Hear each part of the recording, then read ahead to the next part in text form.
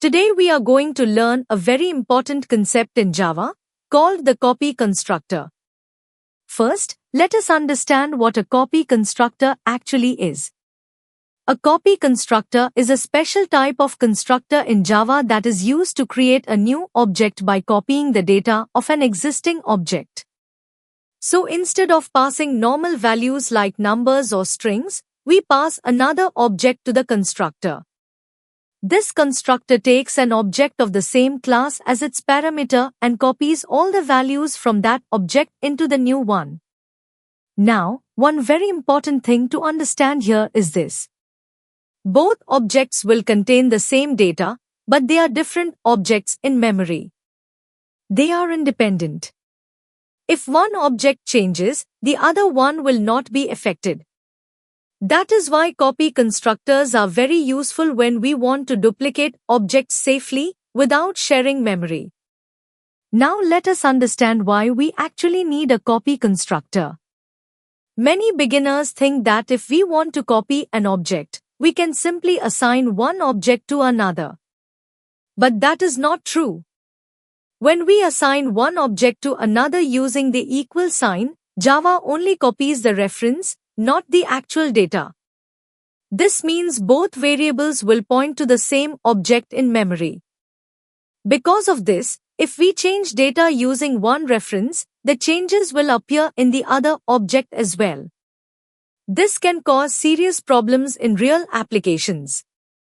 A copy constructor solves this issue by creating a completely new object and copying the values one by one. So we use a copy constructor to create an independent copy of an object. Avoid unexpected changes. Safely duplicate objects. Keep objects separate in memory. Make code more clear and reliable. Now let us understand the example step by step, very easily. We have a class called book. This book class has two variables, title and author. First, there is a normal constructor. This constructor receives a title and an author and stores them inside the object. So whenever we create a book object using this constructor, the values are set normally. Next, we have the copy constructor. First, look at this line. Book B. This line means we are creating a constructor of the book class. But instead of taking normal values like string or int, this constructor takes another object of the same class, which is book. Here, the parameter b is a reference variable that points to an existing book object. So when this constructor is called, b already contains a book's data, its title and author. Now look at the next line inside the constructor. This .title is equal to b.title. Here, this .title refers to the title of the new object that is currently being created. And b.title refers to the title of the existing object that we passed as a parameter. So what is happening here is very simple. The title value from the old object is copied into the new object. Next line. This .author is equal to b.author. Again, this .author belongs to the new object. And b.author belongs to the existing object. So the author value is copied from the old object into the new one. At this point, the new object has received all the data from the existing object. Then we have a display method, which simply prints the title and the author of the book.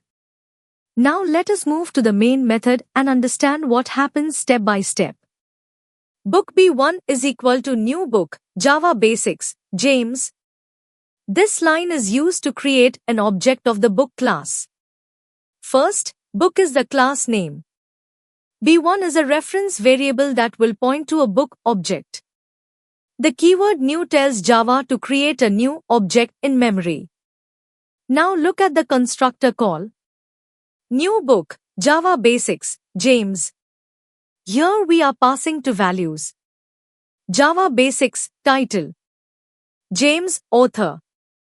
Because we are passing to values, Java looks for a constructor in the book class that accepts two parameters. Java finds this constructor and calls it book, string title, string author. Now let us see what happens inside the constructor. The constructor receives Java Basics in the title parameter, James in the author parameter. Inside the constructor, this dot title is equal to title stores Java Basics in the object. This dot author is equal to author stores James in the object. At this moment, the object is fully initialized with its data. Now let us understand this very important line. Book B2 is equal to new book B1. This line is used to create a new book object by copying an existing object. First, book is the class name. B2 is a new reference variable that will point to a new book object.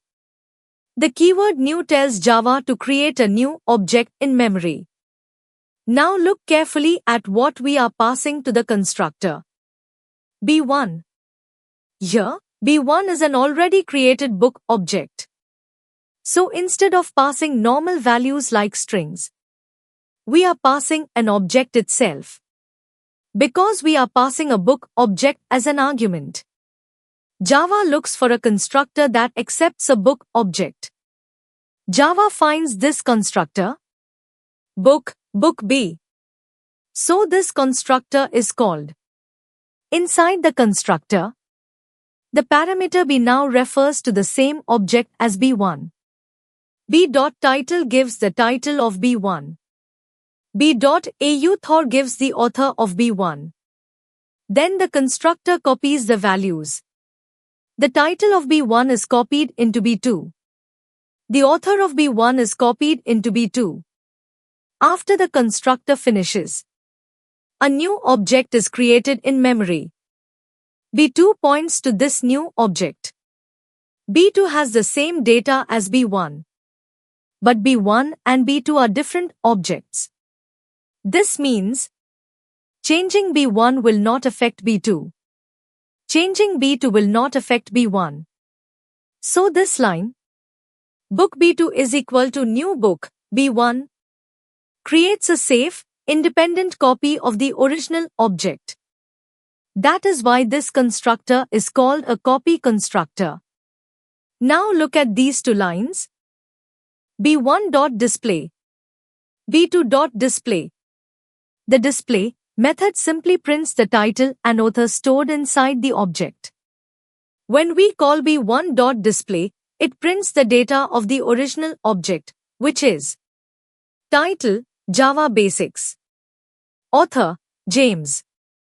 When we call B2.display, it prints the data of the copy object, which was copied from B1 using the copy constructor. So it also prints title, Java Basics, author, James. Now let us quickly understand the important rules of copy constructors. A copy constructor always takes an object of the same class as its parameter. It is used to copy data from one object to another object. Java does not provide a built-in copy constructor, so we must write it manually. The copied object and the original object are always separate in memory.